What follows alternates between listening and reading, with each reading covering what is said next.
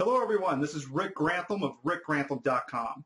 This is part of our ongoing series where we talk to the Excel experts. Next up is Cary Walkin of CaryWalkin.ca. Now, you might remember Cary as being the person who created a video game or a role-playing game that you play inside Excel with hundreds of different endings and hundreds of different characters. It's a lot of fun to download, so I'd suggest you go take a look at it. But in this interview, Cary tells us how he went about developing this. He developed it while he was getting his MBA. What was the series that he went through, and how did that go viral within 1 month? So that's coming up next. Hello, everybody. This is Rick Grantham here today in California in another hotel room. Surprise, surprise. But cool day today. I'm here with Cary Walkin. You might have seen one of the posts that I put together before. Cary Walkin, I was walking through his video game that he had created a role-playing game in Excel, which is pretty cool. So I'm super excited that I got you here. I was on your blog just a few days ago and noticed that you're making updates, so I can't wait to talk about that too. Cary, could you tell everybody just a little bit about yourself? For sure. So I am a chartered accountant up in Toronto, Ontario, and I created a video game entirely in Excel, and that's called Arena.XLSM. And I also do other things, so that led into doing a tutorial series called VBA for Play. Right. And that is just for people who want to be able to create their own video games using Excel. I've created kind of a niche in that area to check out on my website. So you're saying there's not hundreds and hundreds of people creating video games in Excel. You're kind of it's a niche. Yeah, I did some video game in Excel tutorials and found very few. So question for you: how did you get started in this to begin with? As I was reading a little bit on your blog, it sounded like this started whenever you were getting your MBA or whenever you were in school. How did this kind of all come about? Okay, well, it all started. You're absolutely right. It started while I was doing my MBA. I was taking a course called Advanced Spreadsheet Modeling, which is an advanced Excel course that focuses entirely on macros. So we were using those macros to do, financial statements and option pricing valuation methods, actual productive, useful things that you can do with macros. Right. And then after class, I would take those same tools and just kind of play around with them, experiment with them, and I soon realized that I could actually make a game using Excel macros, and I thought that was a really nice way for me to kind of express myself as both a passionate gamer and as a passionate accountant who's a very good Excel user. Just merge those together. So this happened like as you're learning Excel. So that, you're taking classes at the time, and you're kind of learning advanced things, and as you're learning it, you're building this game. Yeah, so I was just kind of building the game in my spare time, outside of class. That's to me. That's particularly as I think about people who, and I think I might have even said this one time. First off, how long did this take you to build? From the time you probably had it in your head for a while and everything else, but from the time you said, okay, you know what, I'm going to try this, and I'm going to try to do this in Excel. What was the development cycle like? I mean, how long did that take? So the entire process took about 5 months. I decided back in October. Once I actually had movement and collision detection working properly, I was like, okay, you know what? This could be a real game, and I'm going to start making this. And then the nice thing, from a development cycle standpoint, the nice thing with making a game for yourself and as a hobby is there's no one overseeing the process to say, hey, you need to stop now. We got to get this out there. Some features being redlined, that type of thing. So the more that I was learning in the course, the more I was like, hey, I'm going to incorporate that into my game. So, for example, the concepts in the game developed actually while I was learning them in the course for other reasons. So, for example, one of the things in the game is you can use spells. And the spell book is actually a user form. Well, user forms were taught later on in the course, and as such, they appear later on in the game. That's awesome. So just the whole concept just kind of developed over time, and then I spent about a month doing just polishing and writing the storyline for the game before finally releasing it back in March or so. So it's just March. I mean, that was like less than a year ago. So 8 months, 10 months or so ago. Wow. Since then I've been patching it, which is also pretty cool. Yeah. But yeah, I've got an import data feature. So when you click on that, it'll actually open up the old version of Excel in the background, hidden from the user, grab the old data, and populate the new version of Excel. So you get the new version of all the macros and all the enemies and all of that stuff. But you don't lose your save state. That's just, I'm even more impressed now to find out that you were learning how to do some of these things as you were building the game. That's so cool. So tell me, so you released this in March. Let's say there's somebody out there who's watching this who decides they want to build a game, and it seems like you've had a ton of downloads. And as I put your name or the game into Google or something like that, and I see it's got all these different gaming websites have picked it up and have written articles on it and everything else. How did you go about launching this to a point to where how did you get it out there? When you released this, did you just put it on your website and people just found it, or how did that happen? A little bit of everything. Again, I was doing my MBA at the time and happened to be taking a course called Marketing in the Entertainment Culture. Right. And I was using those same concepts when it came time to release the game because we had a lecture on releasing technology products and how to go about doing that. So I was like, okay, here's a good practical example. As part of that course, I actually built the website itself because there was a lecture on branding yourself. And so, it's important to have a website as far as for that. So that gave me the platform to launch it to begin with. And then, so I put it on the website. I then put it on a couple forums that I frequented. And, I kind of went to bed just thinking nothing would happen. And then somehow the press got a hold of it. The first gaming publication, I believe, was Eurogamer. As soon as someone at Eurogamer saw this and posted it on their website, it then went everywhere.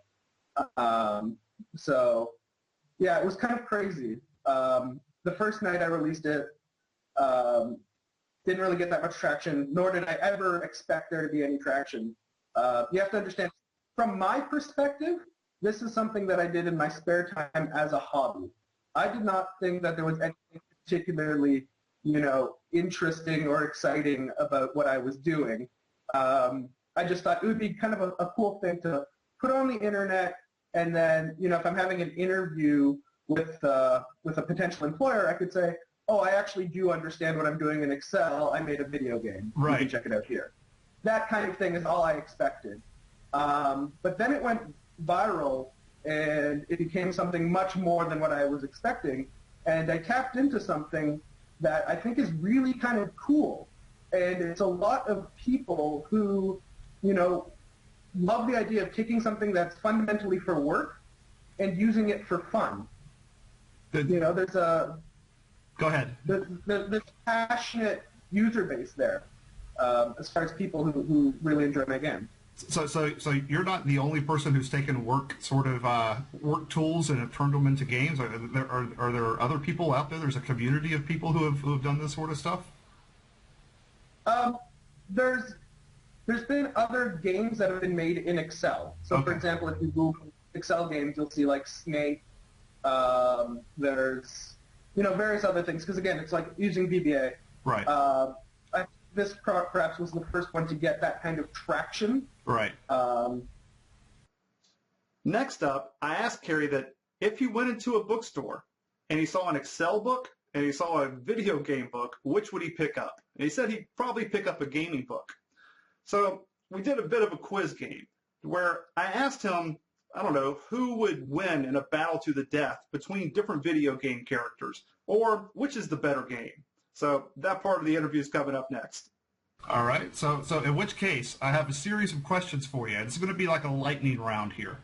Now, realize that I'm an old guy. I didn't just graduate with my MBA, and so my questions are going to be, I'm going to go through probably the last 25 years of gaming. All right. And so I should let you know, just turned 26. okay, so this is awesome then. This is awesome then. I can't wait for you to not know these.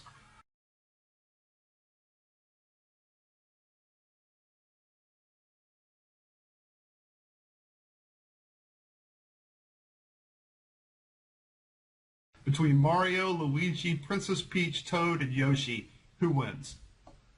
Yoshi. Absolutely. He's got the range advantage. Absolutely. Okay, 10 points. 10 points for that. I just knew you were going to say something different. I'm kind of frustrated, actually. You got points on that.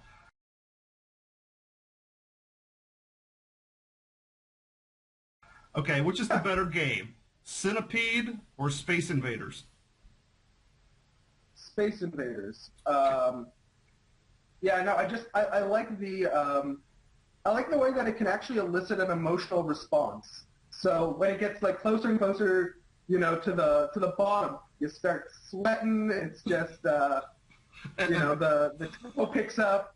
I like that interaction with the game. It makes you feel. People start gathering around or gather around the arcade while you're hitting the buttons. Okay, next one. Which is better, Pac-Man or Donkey Kong? I would have to say Pac-Man, largely because I had a bigger impact on my childhood. So that's more of a nostalgia thing rather than objective data that I can show you as to why Pac-Man is better. Okay, so far you're 3 out of 3. This is the bonus question, and I'm surprised the games were still around when they were in your childhood. So how many points do I have now? Is this like Whose Line Is It Anywhere where the points don't matter? the points don't matter. I make them up, and so far you're 3 for 3. I have them circled here. Actually, not even on the paper, but in my mind, I have circled what is the right answer. Okay. Okay. I'm hoping you've never heard of one of these. Zork or Legend of Zelda? I've heard of Zork. I have never played Zork.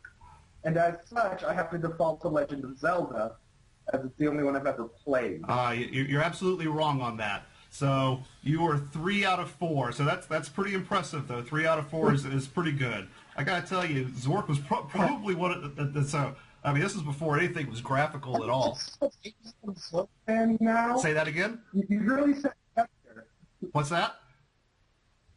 I'm going to get so much hate mail from Zork fans That's now. right. You've set me up. I'm going to download Zork. Absolutely set you up on that one, and you're welcome for that. So everybody, welcome back. We had a little technical difficulty there for a second, and in the process, you know, Cary's concerned about all the hate mail he's going to get from all the Zork lovers, so he's Googling Zork right now. We've discovered that the way Cary learns most things, like anything he doesn't know in Excel, is first off to hit the F1 button and hit the help key, and next off to hit Google. So if you have any hate mail for Cary on that, you can stalk him on his blog at CaryWalkin.ca. He loves to get all of his hate mail, you know, just directly right on his blog. Just leave it right in the comments section. He loves that. Is Zork a cat-based Yes, adventure? it is. So there's not even really any graphics at all. Right. So Okay. that was back. I know why you got such a passion So for this that's game. back whenever the games used to come on floppy disks. I was hoping you wouldn't know that one. That was back in the day. I had Apple TV back in the day. So you got started by learning Excel pretty much as you were getting into your MBA. Are you are you an accountant right now? Is that what you do by trade? Yeah. So I'm a chartered accountant. And so really I've started to use Excel mostly as an accountant, as you know, I would have to use it every single day of my work my work week. So, Gotcha. So what's coming out next for your game and for your site? And I see that you've been that you have the VBA 4Play portion of your blog set up as well. What's next for you in the world of gaming, I guess, in the world of Excel? Where do you see this evolving over the next year or so? All right. Well, Arena.XLSM, as far as the game is concerned, I am working on an update for that. I'm very excited about that. It's going to have a little bit of everything for everyone. For new players, it's going to have a new suite of animations. which I've actually created using Microsoft, the smart Yes, yes. symbols. So I used that to create animations for various things. So that'll be there for all the new players. However, for all the old players who've been, logging insane amounts of hours into Arena.XLSM, I'm actually building up the end game and making new changes there and new developments there. I can't really talk about it, but I'm really talking about it. Yeah. Watch the blog. I will be making a preview post about that coming up soon. And hopefully I'm aiming for a beta in Q1 2014. Q1 2014. Nice. Okay. And of course, I spammed the comments section of your blog saying I wanted to get in and be one of the beta testers. So I'm gonna shoot you my version of Excel here pretty soon, so I can do a little write up on it or whatever you'll let me talk about. You'll get an email once I've got the beta. Sounds great. As will anyone who happens to be on that. Sounds great. I'm sure all the Zork people that'll be on your blog now will be really eager to give you some feedback on Arena.XLSM once they download the beta version. Well, I think if you have patience to sit through a text-based adventure, that's exactly who I want testing my game. Absolutely. So what are there's some other parts of your blog as well. So in addition to the game, you have the general portion of your blog, CaryWalkin.ca, and also the VBA foreplay. Could you talk about those a little bit? For sure. So VBA foreplay is basically a tutorial for people who want to now use Excel to make games. So there isn't really much available on the internet, so I figured, you know what, I may as well, use what I've learned with Arena.XLSM to create some interesting tutorials. So, we've got a couple on there. So there's, movement and collision detection, and I think I cover three different kinds of animations. And the nice thing with that is it's done from a perspective of, someone who has never actually used macros before. Right, so you can just start. If you follow along, it's in a step-by-step manner. So you can go from nothing and then have those functions, and then you can apply those functions to a game of your own. And the cool thing that I've noticed with VBA for Play is I've been getting emails from readers who have used those tutorials to create their own Excel games, and they want to show off to me, and that's really nice. I really like that. Enabling people to be creative in that sense. So as far as VBA for Play goes, as far as what comes up in the future, if anyone has either something they want to show off and do a tutorial, we'll be doing that, as well as any sort of new gameplay mechanics. If there's a mechanic that you want to be able to do within Excel that you don't know how to do, we'll be doing that. That's awesome. So you have the Arena, you have your main blog, and the video or the VBA foreplay. Is that pretty much the totality of what you see as the future development for you for gaming and for Excel in the near future? So that is it as far as Excel gaming. I've also started a company called Walkin Games, which will actually be focused on mobile gaming. So iOS, Android, that kind of thing. So I'm going to be, getting my feet wet in that area as well in the near future. I can't wait to hear more about that. So I'll whenever you are in the opportunity to share a little bit more about that, I hope you'll come back on and talk with us a little bit about it. That'd be great to talk with you about that once you're in a position to do that. Absolutely, okay. We'll do. Well, Cary, thank you so much for joining us today. I appreciate that. I'm talking today with Cary Walkin, a chartered accountant, the creator of Arena.XLSM, also the owner of CaryWalkin.ca, VBA foreplay blog, documented Zork hater, and hey, we appreciate you joining us today, Cary. Thank you very much. So until next time, this is Rick Grantham, rickgrantham.com, reminding you to be a champion. Thank you. So, did you like this? Would you like to see more of these? If so, feel free to leave some comments down below and let me know what you liked or didn't like about this. Also, there are a lot more interviews coming in this series. You know, we've already talked with Murad Luha, an Excel MVP from Germany. We've talked with Minda Tracy, and coming up next is actually an interview with Jordan Goldmeyer, an Excel MVP here in the U.S. So if you like this and you want to see more of these, feel free to hit the like button down below. You'll also probably see a subscribe button down below right now. So you'll see a lot more of these interviews coming. Feel free to hit the subscribe button, or you can click on any of the videos over here to the left to be able to see more. So until next time, this is Rick Grantham reminding you to be a champion.